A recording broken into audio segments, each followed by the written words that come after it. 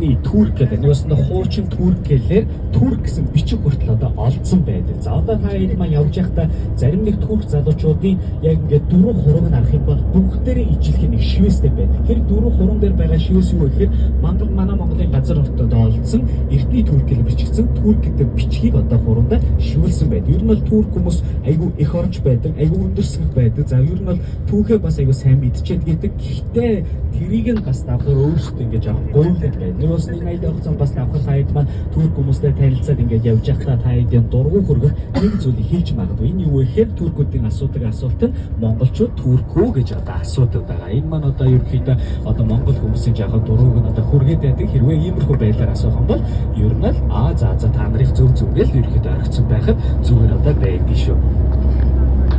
За тэгээд үүнээс гадна ер нь бол хэл ярианы хувьд бас илүү төстэй байдаг. Одоо шийдэл манай автобуснууд явж байгаа хүмүүсээс хэл сурах юм дуртай хүмүүс одоо байх юм бол турк хэлийг сурах юм бол та хэд маань одоо богино хугацаанд одоо бусад хүмүүстэй харьцуулахад айгүй хурдан сурах одоо боломжтой байдаг. За юу вэ гэхээр турк хэл болон одоо монгол хэл маань алтай язгуураас одоо гаралтай өгүүлбэрийн бүтсэн одоо ижилхэн. За дээрээс нь та бүхэн турк хүмүүсийн одоо яриаг нь сонсчих юм бол зарим нэг үгийг шууд ойлгох боломжтой байдаг. Одоо нэгээс нь адилхан үг маань зөндөө байдаг гэсэн. Юу вэ гэхээр жишээлбэл одоо энэ туркээр сандал гэдгийг сандал гэдэг, сахал гэдгийг сакал гэдэг, савн гэдгийг савн гэдэг, дэвтэр гэдгийг дэвтэр гэдэг. Одоо жишээлбэл та бүгдээр жандармаа гэж одоо жандарм цагдаа гэж нэрж байгаа. Түүнийг бас одоо мэдэх байх. Дээрээс нь одоо үзүм гэдгийг үзүм гэдэг ч юм уу. Яг иймэрхүү байдлаар адилхан үгнүүд маань зөндөө байдаг. Энэ маань өөрөө явж байгаа. Ерөнхийдөө монголчууд болон туркууд нэрүүдээ хамт байсан юм а гэдэг нь өстө шууд авьяасна батлаа болж ирж байгаа. Тийм болохоор одоо тухайн турк хүмүүс монголчуудыг бидний ахан дүүс гэж одоо үздэг. За тэгээд дээрээс нь одоо ингээд монголчууд гадаадаа ингээд явж байгаа үедээ мэдээж бүх хүмүүсийн хэллэг зүйлсэн. Чингис хаан гэж одоо ярьдаг. За мэдээж одоо турк ч гэсэн одоо ингээд хүнийг туркүүдэд танилцгоо. Чингис хааны сүхэ ч юм уу тийм их байдлаар ярьж байгаа. Гэхдээ турк хүмүүсийн хамгийн сайн мэддэг хоёр монгол хаан одоо байдаг. За тэрний нэгдүгээрт нь юу вэ гэхээр одоо Мэтэ хаан гэж өөрсдөө нэрлэдэг. Энэ Мэтэ хаан гэдэг маань манайхаар модон шанью гэсэн одоо үг байгаа шүү. За ер нь бол хөндлөг бүрний үед туркууд болон монголчууд хамт байсан гэж үздэг учраас туркууд ер нь модон шанью бидний одоо хамгийн одоо дээд зэгтээ байгаа өвгдөц бидний одоо хаан гэж үздэг. Тийм учраас тэр хүний одоо түүхийн ч юм уу тэр хүний талаар зүйлсийг их сургуульч байна уу гэсэн одоо 10 жилд аягүй хэрэг хичээлтэн заадаг. За хоёрдугаарт одоо энэ их Монгол улсын газар нутгийг орж явахдаа энэ газрыг эзэлсэн хаан хэн бэ гэхээр Хүлээгүү хаан одоо байдаг. За тийм учраас одоо турк улсад 10 жилд түүхэн хичээлдэр Хүлээгүү хааны түүхийг бас аягүй хэрэг одоо заадаг. Одоо та бүгдээрээ мэдээнээс одоо сонссон байх өнгөрсөн 1 сарын 15-нд Монгол улсын ерөнхийлөгч Ухнагийн хөрөлсөг турк улсад төрийн айлчлал одоо хийсэн. За тэр үед турк улсын зүүн хэсэгт байдаг Ван гэдэг нэртэй газарт бол очсон байгаа. Ийшээ очсон одоо шалтгаан юу вэ гэхээр энэ Ван гэдэг газар тэр үед Хүлээгүү хааны амьдарчсан зуны ордон хүртэл ингээд олдсон байдаг. Өөрөөр тэрний одоо археологи матлагын ажилдаа танилцах зорилгоор тийшээ очсон байдаг. За ер нь бол одоо мэдээж яг цаг хугацаа шаардсан магадгүй 2-3 жилийн дараа дахин одоо энэ газар нэг шинээр зүйл одоо олдож ирээд таахан бас магадгүй дахиад газар руу ирэх магадлал тодорхой хэмжээгээр нэмэгдэх гэсэн. За нэг өсөндөө яг иймэрхүү байдлаар турк хүмүүс ер нь монгол хүмүүст айгүй нааштай одоо ханддаг. За тийм болгоод аяд маань турк улсад айгүйгой чөлөөт явах боломжтой. За хоол ингээд ярих юм бол мэдээж ерөнхийдөө таахан буудалтай гарч аваад ярих юм бол за баг одоо ингээд идэж чадахгүй байх хоол ерөнхийдөө харагдахгүй байгаа. Тийм учраас ер нь турк улсад таавхан энэ 7 оны хугацаанд чөлөөт аялах боломжтой. Гэхдээ таавхан бас нэг зүйл хэлье. Ер нь 5 дахь өдрөөс эхлээд аяд маань Монголын шөлийг одоо санаж одоо эхлэх шүү. За турк улсад одоо шөлний соёл гэж ерөнхийдөө байхгүй. За шөл байх юм бол бүгдээрээ зутан шөл одоо байдаг. За тэгээд турк улсад одоо ирсэн байна. За мэдээж одоо нэгэд ирсэн чинь та нэг сурах ёстой хэдийгээр бүгнүүд одоо байна. Тийм учраас та бүхэндээ турк хэдэн үг одоо зааж өгье. За монгол хүн байна амар мэд одоо асуу. За туркээр сайн байна уу гэдгийг мерхаба гэдэг байна. Мерхаба сайн байна уу? За баярлалаа гэдгийг тишеккүр эдэрем. Тишеккүр эдэрем. За хамгийн амархан нь баяртай. За энэ бол гүлээ.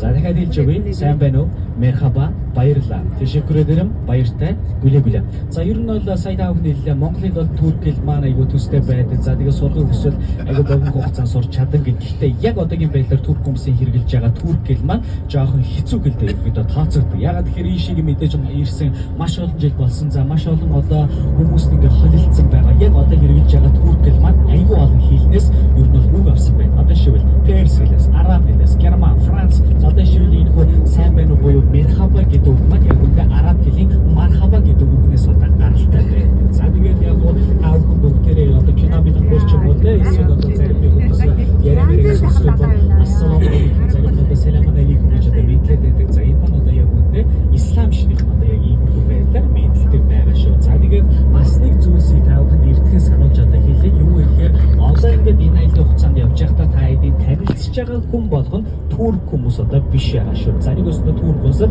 маш олон үндэстнүүд яснууд одоо амьдардаг байна. Одоо шивэл персийнхэн байна, арабийнхэн байна. За юу гэдэг афган байна уу ер нь айгүй олон хүмүүс байдаг. Одоо яг та хэд маа зүгээр ингээд гаднаас нараад нэг том одоо нүдтэй том амартай нэг айгүй гоё хөмсөгтэй юу гэдэг сахалтай хүний харчаалаа энэ турк юм байна л гэж одоо бодчих байх. Гэхдээ яг үнэ ихэд бүгдээрээ турк одоо биш шүү. Гэхдээ ерөнхийдөө би та бүхэндээ турк үгүй юу гэдгийг ингээд ялгадаг нэг ганц хоёр нэг жижигхэн тип нэг. Гэхдээ энэ маань бас яг 100% үнэж байдгүй. Гэхдээ яг нэг сонсоод нэг санаж явахад ер нь бол буруу байхгүй. За юу вэ гэхээр ер нь бол ингээд араб ч юм уу те эсвэл одоо курд хүнээс туркийг одоо ингээд ялгахад ер нь ингээд шууд хамгийн түрүүнд харцыг ингээд харах юм бол турк хүмүүсийн харц илүү одоо зөөлөн байдаг. За тэгээд хоёрдугаарт тухайн одоо сахал махал гэдэг хөвсгийг ингээд харах юм бол нөгөө араб ч юм уу курдуудыг бодвол илүү одоо өтгөн биш байдаг. За тэгээд зарим хүмүүс бүгдээр тасгаар байдаг бол турк хүмүүсээ бас тийм биш. Ер нь бол туркууд маань яг одоогийн байдлаар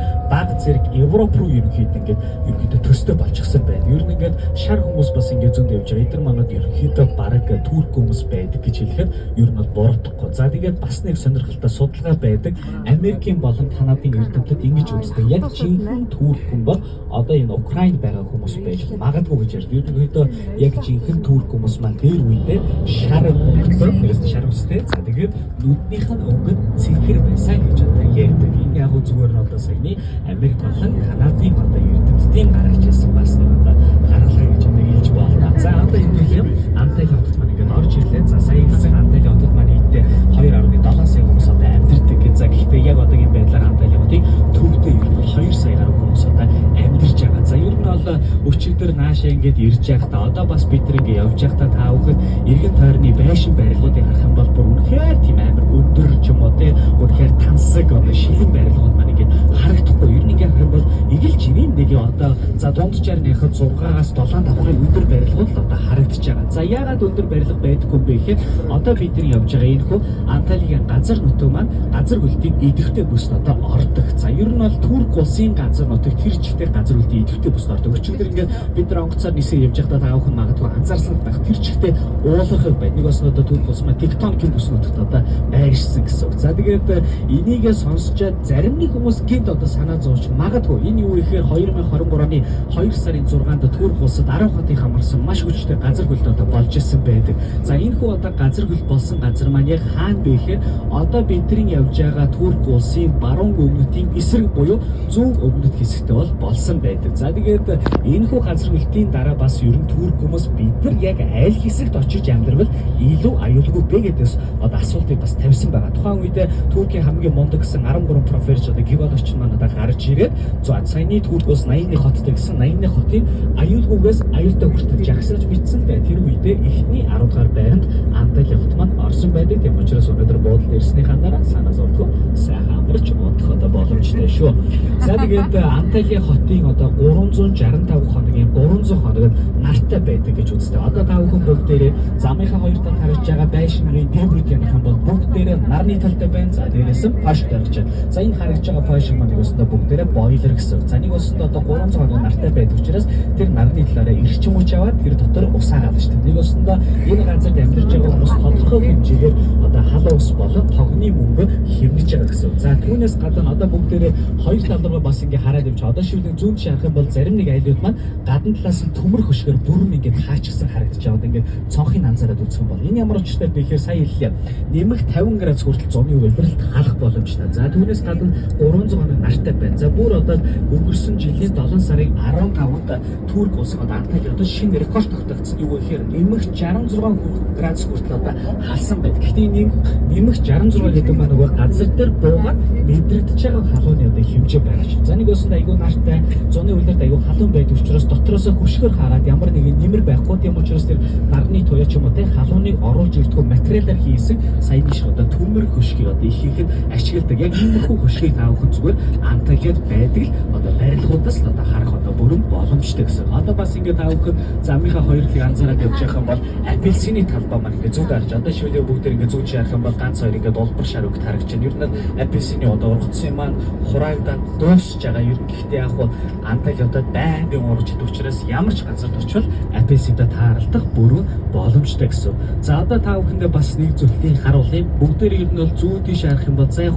үйлдэлтэй байгаа учраас сайн харагдахгүй байна. Юу ч гэсэн одоо ингээд үйлдэлтэй байгаа хэсэгт маань цастаа уул байдаг. За ер нь та бүхэн өвлийн үйлрэлт одоо шил 12 сар, 1 сар, 2 сард одоо 3 сард ирэх юм бол хоёр үйлрэлийг нэг дор харах боломжтой. За тухайн газар маань Саклгин гэдэг нэртэй эндээс нэг ойролцоогоор 110 гаруй километр байдаг. Тийшээ очлоо цааны баз байдаг. Цанаар гулглаа наашаага буужирлаа далаад орлоо. За ер нь бол одоо өнгөрсөн 12 сараас 2 сарын хугацаанд яг иймэрхүү байдалтай байсан. Одоо ингээд Анталигийн далайн дээр бүр айгүй гоё дулаахан бүх хүмүүс ингээд далаа орж явахдаа тийшээ очингуудаа айгүй хүүтэн за хүмүүс тийшээ очиод цааны баз дээр ингээд цанаар гулгаал. За нэг өсөндөө Анталид өвөл ирэх юм бол хоёр үйлрэлийг нэг дор харах боломжтой бас одоо цагаарын хувьд бас нэлээд онцлогтой байдаг болохоор 12 сарын